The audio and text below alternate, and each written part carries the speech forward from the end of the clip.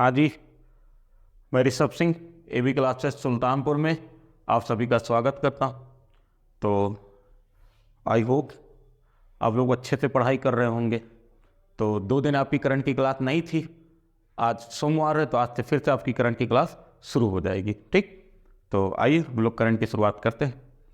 आज का जो पहला क्वेश्चन है आपका, हाल ही में नाटो ने अपना कौन सा स्थापना वर्ष मनाया? हाल ही में नाटो ने कौन सा अपना स्थापना वर्ष मनाया है? तो अगर हम बात करें भैया कि नाटो की, तो आप जानते हैं नाटो एक अंतर्राष्ट्रीय संस्था है और इस नाटो का फुल फॉर्म होता है भैया नॉर्थ अटलांटिक ट्रीटी ऑर्गेनाइजेशन। ये नाटो की क्या भैया फुल फॉर्म। अगर मैं बात करूं इसके स्थापना की, तो नाटो की स्थापना हुई थी 4 अप्रैल 1949 को। 4 अप्रैल 1949 ईस्वी को इसकी स्थापना हुई थी। अगर मैं बात करूं भैया इसके मुख्यालय की, तो इसका मुख्यालय पड़ता भैया ब्रुसेल्स में। इसका मुख्यालय कहाँ भैया? ब्रुसेल्स में। और ब्रुसेल्स कहाँ पड़ता है भैया? बेल्जियम में। ब्रुसेल्स कहाँ है भैया? बेल्जियम में।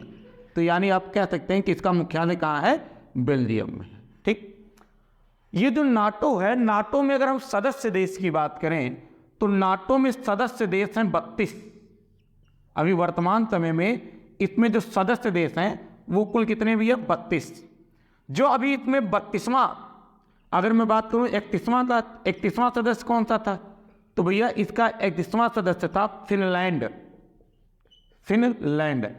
और अभी हाल ही में इसमें एक 32वां सदस्य शामिल हो गया जिसका नाम है भैया स्वीडन। तो जो 32वां सदस्य इसमें शामिल हुआ है उसका नाम है भैया स्वीडन।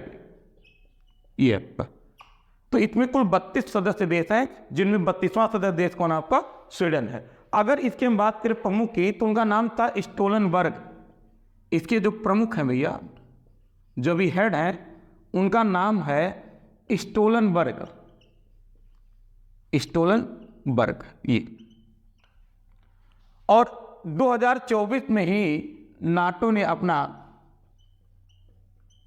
75वां वर्ष स्थापना वर्ष मनाया भैया। 75वां स्थापना वर्ष मनाया है। तो मैंने यही क्वेश्चन कहा था कि हाल ही में कौन सी संस्था ने या नाटो ने अपना कौन सा स्थापना वर्ष मनाया था, तो मैंने आपको बताया कि उसने 75वां वर्ष अपना मनाया भैया। फुल फॉर्म है नॉर्थ अटलांटिक ट्रीटी ऑर्गेनाइजेशन। स्थापना 4 अप्रैल 1949 को। मुख्यालय ब्रुसेल्स बेल्जियम में। सदस्य देश 32 हैं। 31वां सदस्य फिनलैंड था और 32वां सदस्य भैया स्वीडन है। इसके जो प्रमुख है वर्तमान समय में, उनका नाम है स्टोलनबर्ग। अब नाटो क्या काम करती है, कैसे बनी, जरा इसके बारे में जानिएगा भैया। आप जानते हैं कि द्वितीय विश्व युद्ध हुआ है। आज तक 2 विश्व युद्ध हुए हैं। पहला विश्व युद्ध हुआ था 1914 से 1918। एक द्वितीय विश्व युद्ध हुआ था। तो जो सेकंड वर्ल्ड वार है, सेकंड वर्ल्ड वार, ये सेकंड वर्ल्ड वार हुआ था 1939 से 1945। और सेकंड वर्ल्ड वार के बाद पूरी दुनिया में 2 महाशक्ति उभर के आई। एक महाशक्ति बनी अमेरिका और एक महाशक्ति बनी आपकी सोवियत संघ रूस। ये 2 महाशक्तियां बनी आपका। फिर जो यूएसए है ये पूंजीवादी विचारधारा को मानती है, पूंजीवादी विचारधारा को।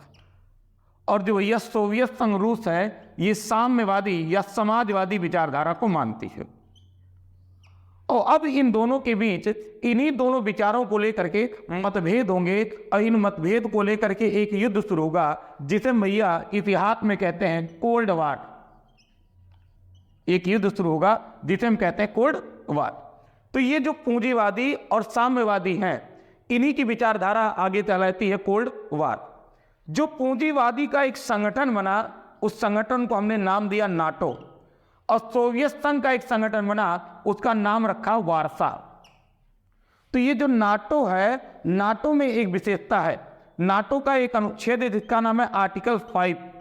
और नाटो का आर्टिकल 5 ये कहता है कि नाटो में जितने देश हैं, अगर उनमें से किसी एक देश के ऊपर भी हमला हुआ तो ये माना जाएगा कि उन सभी देशों के ऊपर हमला हुआ है जो किसके सदस्य हैं, नाटो के। तो नाटो के जो अन्य सदस्य देश हैं वो एक होकर के जिस देश ने एक देश के ऊपर हमला किया है उसके ऊपर वो क्या कर देंगे भैया, हमला कर देंगे।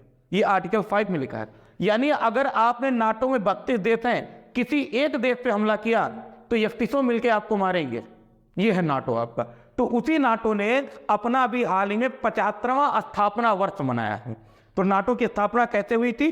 पूंजीवादी विचारधारा के तहत हुई है, और जिसका सबसे बड़ा समर्थक अगर आपको कोई दिख रहा है तो वो कौन है आपका? America, United state of America, ये इसका सबसे बड़ा समर्थक है। तो ये तो नाटो हो गया। एक होता भैया नाटो प्लस, जरा उसके बारे में समझिए कि नाटो प्लस क्या। इसको मैं थोड़ा सा रफ करता हूं, थोड़ा सा समझ लीजिए नाटो प्लस क्या होता है। अगर मैं बात करूं भैया नाटो प्लस की, नाटो प्लस, ठीक, तो नाटो के ये तो 32 देश रहेंगे, साथ इसमें 5 देश और आ जाएंगे। जब ये 5 देश और हो गए तो टोटल कितने हो गए? 37। तो उसे हम बोलेंगे नाटो प्लस। अब इसमें 5 ये कौन कौन थे? तो जैसे देखिए, एक तो ऑस्ट्रेलिया है इसमें भैया, ऑस्ट्रेलिया के साथ साथ न्यूजीलैंड है, न्यूजीलैंड के साथ साथ इसमें आपका दक्षिण कोरिया है, जापान है, इजराइल। और इजराइल तो फिर चर्चा में आ गया, ईरान की एम्बेसी पर उसने हमला कर दिया था सीरिया में, तो इसलिए ईरान को भी, इजराइल को भी ध्यान में रखिए जरा, ठीक। तो 32 + 5 = 37। अगर नाटो प्लस बोलेगा तो 5 देश और ऐड करिएगा, ऑस्ट्रेलिया, न्यूजीलैंड, दक्षिण कोरिया, जापान और इजराइल, ये भी है आपका। तो मैंने आपको बताया कि नाटो ने भी हाल ही में अपना 75वां स्थापना दिवस मनाया भी है। कुछ और संस्थाओं के बारे में लोग बात कर लेते हैं। जैसे आपने एक संस्था का नाम सुना होगा, ब्रिक्स। अगर मैं आपसे पूछूं कि भैया ब्रिक्स की स्थापना कब हुई थी, तो ब्रिक्स की स्थापना हुई थी 2009 में। इसका मुख्यालय कहाँ भैया? तो इसका मुख्यालय भैया शंघाई, चीन। इसका मुख्यालय है शंघाई, चीन। और इसमें अभी कितने देश हैं? 10 देश हैं। ब्राजील, रसिया, इंडिया, चाइना, साउथ अफ्रीका, 5 और है। 5 कौन कौन से? जैसे एक मिस्र है भैया, यूएई है, सऊदी अरब है, ईरान है, और एक देश है इथोपिया। ये तो 5 ये हो गए, 5 ये हो गए, 10 देश हैं ब्रिक्स में, ठीक। और अर्जेंटीना ने इसी ब्रिक्स में शामिल होने से क्या कर दिया भैया? मना कर दिया। आगे हम बात करें आसियान की, एक मुख्यालय भी ध्यान रखिए, ASEAN, association south east Asian nation. इसकी स्थापना हुई थी भैया 1967 में। इसका मुख्यालय इंडोनेशिया के जकार्ता में, और इसमें जो सदस्य देश हैं उनकी संख्या है 11, और जो अभी 11वां देश इसमें शामिल हुआ है, 11वां देश, उसका नाम है तिमोर लिस्ते, तिमोर लिस्ते। तो एक तो ब्रिक्स हो गया, एक आसियान हो गया। ऐसे ही एक संगठन और है, एससीओ, संघाई सहयोग संगठन या संघाई कॉरपोरेशन ऑर्गेनाइजेशन। इसकी स्थापना हुई थी भैया 2001 में। इसकी स्थापना हुई थी 2001 में, और इसका जो मुख्यालय, वो मुख्यालय है बीजिंग में। इसका मुख्यालय बीजिंग में, चाइना में है। और इसमें कुल 9 देश हैं, और जो अभी 9वां देश इसमें सदस्य बना है उसका नाम क्या भैया? ईरान। 9वां देश जो बना वो है आपका ईरान। ऐसे हम बात करें अगर बिम्स्टेक की, बिम्स्टेक, ठीक। अगर बिम्स्टेक की बात करें तो बिम्स्टेक का मुख्यालय है भैया ढाका में, ढाका, ढाका। स्थापना बात करें तो 1997 में, और इसमें कुल कितने देश हैं? 7 देश, ठीक। Bangladesh, India, Myanmar, Sri Lanka, Thailand, Nepal और भूटान। तो कुल कितने देश हैं इसमें? 7 देश हैं। एक और संगठन की मैं बात करूंगा आपसे, आपने नाम सुना होगा सार्क, ठीक। सार्क, जो सार्क भैया, इसकी स्थापना हुई थी 1985 में, और इसका मुख्यालय है काठमांडू में, नेपाल के काठमांडू में। और सार्क में कुल देश हैं आपके 8। इसी सार को एक नाम और हम देते हैं दक्षेस। दक्षेस, ठीक। तो ब्रिक्स की स्थापना हुई थी 2009 में, मुख्यालय भी संघाई में, देश कुल कितने हैं 10। आसियान की स्थापना 1967 में, मुख्यालय जकार्ता, देश कितने हैं 11। बिम्स्टेक की स्थापना 1997 में, मुख्यालय ढाका, देश है 7। एससीओ की स्थापना 2001 में, मुख्यालय है बीजिंग, देश है 9। सार्क का स्थापना 1985, मुख्यालय काठमांडू, देश है 8। तो ये मैंने कुछ आपको और संगठन के बारे में भी बता दिया, ठीक। अब हम आते हैं अपने दूसरे क्वेश्चन की तरफ, ठीक। अगर मैं दूसरे क्वेश्चन की बात करूं तो सबसे इंपॉर्टेंट क्वेश्चन है भैया आज का। दूसरा क्वेश्चन है कि राष्ट्रपति द्रौपदी मुर्मू ने देश की पहली घरेलू जीन थेरेपी CAR-T का लॉन्च कहां से किया, या CAR-T सेल का उद्घाटन कहां से किया। राष्ट्रपति द्रौपदी मुर्मू ने देश की पहली घरेलू जीन थेरेपी CAR-T सेल का उद्घाटन कहां से किया, ठीक। तो पहले तो ये देख लीजिए भैया, CAR-T सेल, तो इसके उद्घाटन किसने किया या इसको लॉन्च किसने किया। तो इसको लॉन्च करने वाली है राष्ट्रपति महोदया, राष्ट्रपति द्रौपदी मुर्मू ने, ठीक। इन्होंने भैया इसको लॉन्च किया। कहां से लॉन्च किया ये भी जान लीजिए, IIT बॉम्बे से इसको लॉन्च किया, IIT बॉम्बे से इसको लॉन्च किया। फिर अब ये CAR-T जो है आपका CAR-T, इसका फुल फॉर्म क्या है। इसका फुल फॉर्म भैया chimeric antigen receptor T cell. CR का फुल फॉर्म होता है भैया chimeric antigen receptor T cell. ये जो घरेलू जीन थेरेपी है जिसका नाम है CAR-T, ये करेगा क्या भैया हो, ये कैंसर के उपचार में सहायक होगा। कैंसर के उपचार में सहायक, कैंसर के उपचार में सहायक होगा, ठीक। और ये जो काइमेटिक एंटीजन रिसेप्टर है भैया, ये क्या करेगा कि हमारे बॉडी में एक सेल पाया जाता है, उसे बोलते हैं टी सेल। ये टी सेल की मात्रा को बढ़ा देगा, टी सेल की मात्रा को बढ़ाएगा। ये जो टी सेल होता है, टी सेल बीमारी से रक्षा करता है, बीमारी से रक्षा करता है। और ये जो CAR-T सेल है, ये IIT बॉम्बे तथा टाटा मेमोरियल के द्वारा बनाया गया भैया, टाटा मेमोरियल के द्वारा बनाया गया है। तो IIT बॉम्बे और टाटा मेमोरियल ने मिलकर के एक घरेलू जीन थेरेपी बनाई है जिसका नाम है CAR-T सेल। CAR का फुल फॉर्म है काइमेरिक एंटीजन रिसेप्टर। ये किसमें सहयोग करेगा, कैंसर के उपचार में सहयोग, कैंसर के इलाज में ये सहयोग करेगा। ये करेगा क्या, टी सेल की मात्रा को बढ़ाएगा। टी सेल जो होता है वो बीमारियों से रक्षा करता है भैया, बीमारियों से रक्षा करता है या बीमारियों से लड़ने में हमारी सहायता करता है टी सेल। तो इस टी सेल की मात्रा को ये बढ़ाएगा CAR, इसलिए लिखा CAR-T सेल। बात समझ आ गई यहां तक आपको। अगर मैं बात करूं कैंसर की, तो कैंसर के अध्ययन को क्या कहते हैं भैया, कैंसर का अध्ययन, कैंसर का अध्ययन कहलाता है ओन्कोलॉजी, ओन्कोलॉजी, ये कैंसर का अध्ययन कहलाता है। कैंसर डे कब मनाते हैं, मैंने करा रखा आपको, कैंसर डे ये मनाते भी हम 4 फरवरी को, 4 फरवरी को कैंसर डे मनाते हैं। आजकल बड़ा चर्चा में रहा एक कैंसर, सर्वाइकल कैंसर, ये बड़ा इंपॉर्टेंट है, इसको थोड़ा ध्यान में रखिएगा। सर्वाइकल कैंसर, तो सर्वाइकल कैंसर किस वायरस से होता है पहले ये जान लीजिए भैया, ये होता है HPV वायरस से। HPV का मतलब ह्यूमन पिपिलोमा वायरस, इससे होता है, ठीक। ह्यूमन पिपिलोमा वायरस से आपका सर्वाइकल कैंसर होता है। और सर्वाइकल कैंसर को लेकर के सीरम इंस्टीट्यूट ने एक वैक्सीन बनाया है उस वैक्सीन का नाम है सर्वावैक्स। सर्वावैक्स सीरम इंस्टीट्यूट ने बनाया है सर्वावैक्स, ये भी ध्यान में आप रखिएगा। तो CAR-T सेल किसके द्वारा लॉन्च किया गया? राष्ट्रपति द्रौपदी मुर्मू के द्वारा लॉन्च किया गया। कहाँ से लॉन्च किया गया? IIT बॉम्बे के द्वारा लॉन्च किया गया।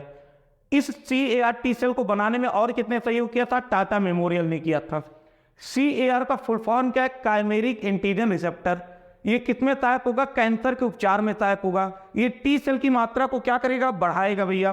टी सेल क्या करता है? बीमारियों से रक्षा करता है और कैंसर के अध्ययन को ओंकोलॉजी कहते हैं। कैंसर डे मनाया जाता है 4 फरवरी को। आजकल बड़ा चर्चा में रहा आपका सर्वाइकल कैंसर। तो सर्वाइकल कैंसर के जो वायरस का नाम है ह्यूमन पिपलोमा वायरस, और सर्वाइकल कैंसर की एक वैक्सीन बनाई सीरम इंस्टीट्यूट ने जिसका नाम है सर्वावैक्स। ठीक, तो ये आजकल बड़ा चर्चा में, ये बहुत इंपॉर्टेंट है, इसको आप ध्यान में रखिएगा। इसका फुल फॉर्म पे जरूर ध्यान में रखिएगा कि CAR का फुल फॉर्म क्या होता है। ठीक, अब आइए लोग अगले क्वेश्चन की तरफ बढ़ते हैं अपना। ठीक, अगर मैं अगले क्वेश्चन की बात करूं तो निर्वाचन आयोग ने किसे यूथ आइकॉन बनाया है?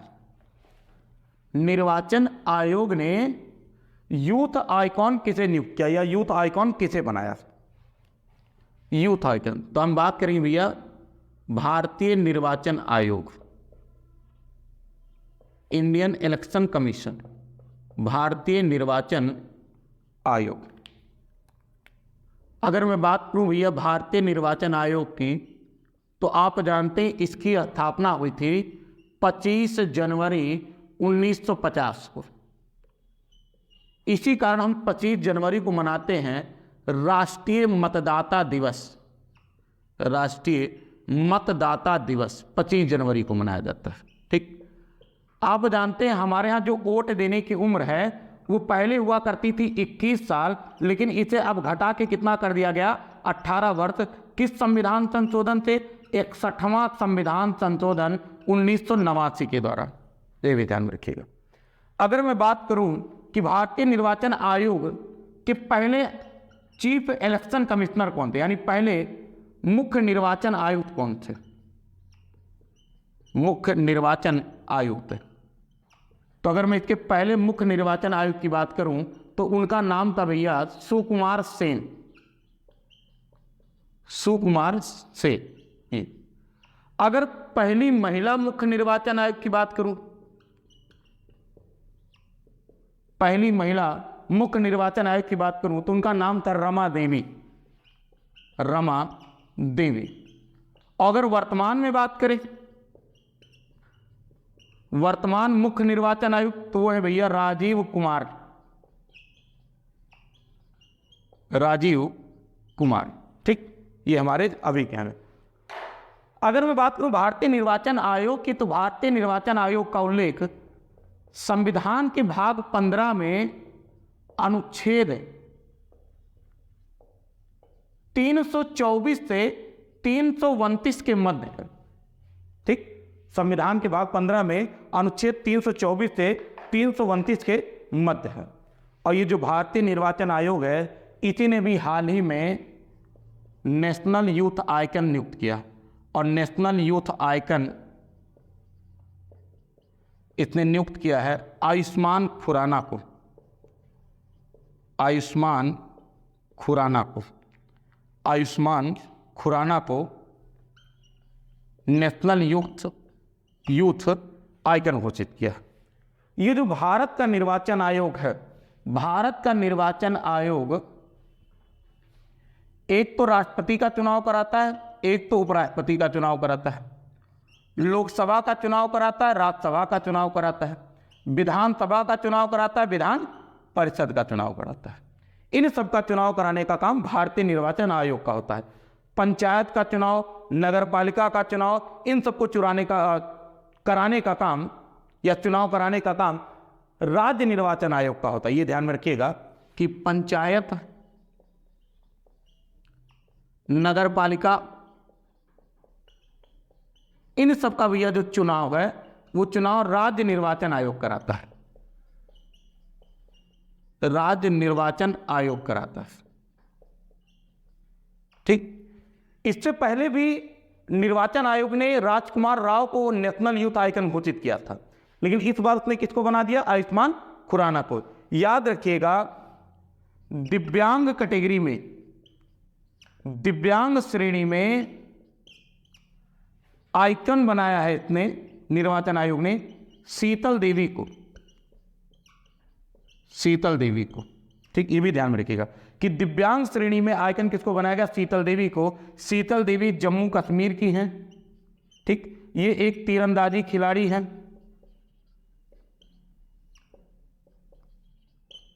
ठीक, और साथ में इनको भी हाल ही में भैया अर्जुन पुरस्कार से सम्मानित किया गया था।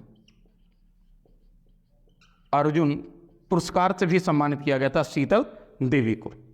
और अगर हम बात करें भारतीय निर्वाचन आयोग ने, तो भारतीय निर्वाचन आयोग ने कुछ ऐप भी लॉन्च किए थे, जैसे एक सक्षम है, एक इनकोर ऐप है, इनकोर ऐप, एक भी है C vigil app, C vigil app. ये सब ऐप भी कितने लॉन्च किए हैं? आपके भारतीय निर्वाचन आयोग ने किए। ठीक, तो आज के लिए बस इतना ही करते हैं। ठीक, और उम्मीद है कि आप अच्छे से पढ़ाई कर रहे होंगे, क्योंकि आपके जीवन में सबसे इंपॉर्टेंट जो काम है वो काम सिर्फ क्या है? पढ़ाई करना। और सारी चीज़ें आपके जीवन में सेकेंडरी हैं। अगर फर्स्ट प्रेफरेंस अगर आपकी कोई है तो वो क्या है? आपकी पढ़ाई है। पढ़ाई करिए, सिलेक्शन लीजिए। अंतिम समय में अगर सिलेक्शन नहीं होता है तो लोग यही पूछते हैं, भैया सिलेक्शन क्यों नहीं हुआ?